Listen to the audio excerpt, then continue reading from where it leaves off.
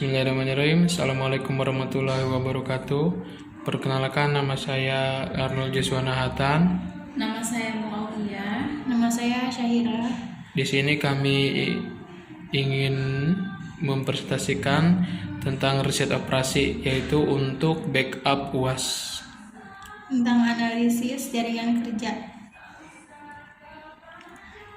Analisis jaringan kerja, definisi analisis jaringan kerja ialah suatu sistem kontrol proyek dengan cara menguraikan pekerjaan menjadi komponen-komponen yang dinamakan kegiatan atau aktiviti.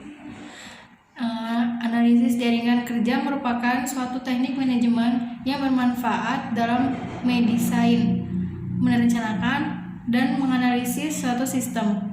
Lebih jelasnya lagi, untuk mengetahui mengapa analisis jaringan kerja menggunakan pendekatan sistem, yaitu dapat kita lihat analisis melihat memiliki tujuan yang jelas, memiliki persyaratan di dalam penerapan analisis jaringan kerja, dan memiliki tahapan dalam penerapan analisis jaringan kerja.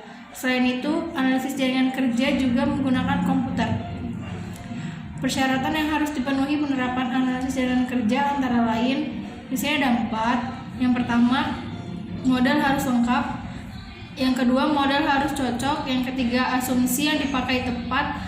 Yang keempat, sikap pelaksanaan. Yang pertama, analisis jaringan kerja merupakan model yang kompleks, yaitu mencakup informasi kegiatan, informasi sumber daya yang dibangun dalam diagram jaringan kerja.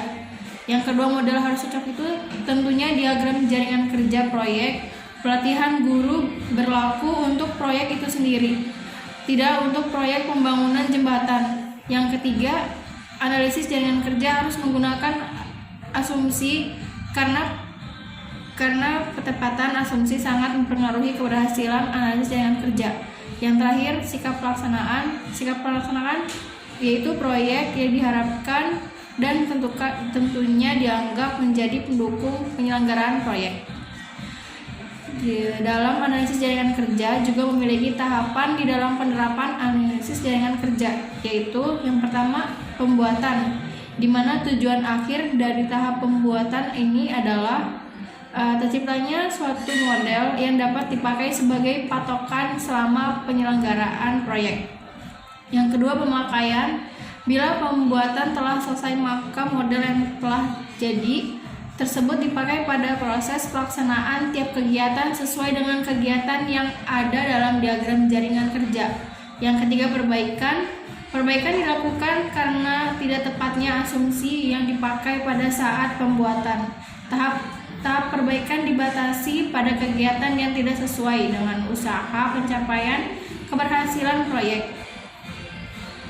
Di sini ada terminologi dan kaidah dasar jaringan kerja adalah sebagai berikut. Yang A, anak panah atau arrow.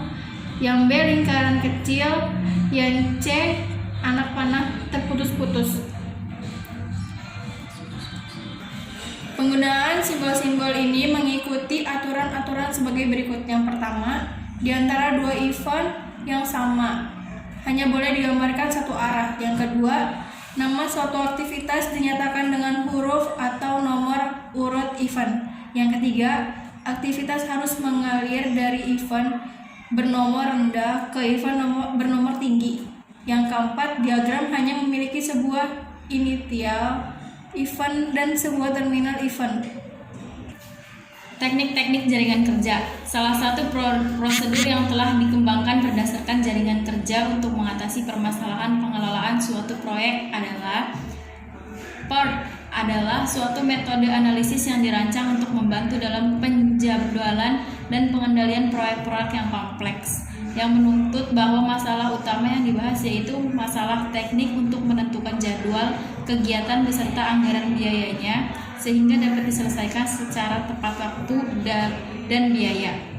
Kedua, CPM adalah suatu metode yang dirancang untuk mengoptimalkan biaya proyek di mana dapat ditentukan kapan pertukaran biaya dan waktu harus dilakukan untuk memenuhi jadwal penyelesaian proyek dengan biaya seminimal mungkin. Persamaan dan perbedaan PERT dan CPM. Persamaannya, 1. Digunakan untuk menangani proyek proyek-proyek. Kedua, memerlukan prasyarat di dalam melaksanakan kegiatan. Ketiga, melakukan pendataan waktu setiap operasi sehingga dapat menggunakan waktu semaksimum mungkin dan pembiayaan. Yang keempat, sama-sama membentuk lintasan dari kegiatan. Perbedaannya, pertama, pada prinsipnya yang menyangkut perbedaan PERT dan CPM adalah sebagai berikut.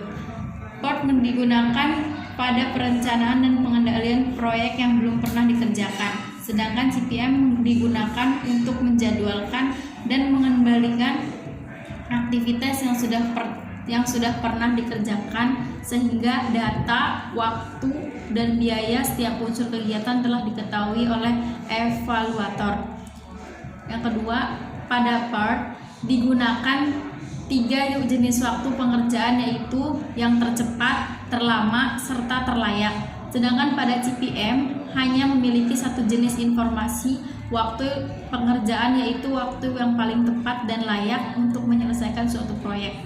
Yang ketiga, pada PERT yang ditekankan tepat waktu, sebab dengan penyingkatan waktu maka biaya proyek turut mengecil, sedangkan pada CPM menekan tepat biaya. Yang keempat, dalam PERT anak panah menunjukkan tata urutan atau hubungan presidentil, sedangkan pada CPM tanda panah adalah dalam kegiatan.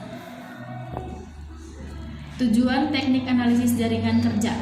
Yang pertama, untuk mengkoordinir semua unsur atau elemen proyek ke dalam suatu rencana utama atau master plan dengan menciptakan suatu model kerja untuk melengkapi proyek sehingga diperoleh data sebagai berikut.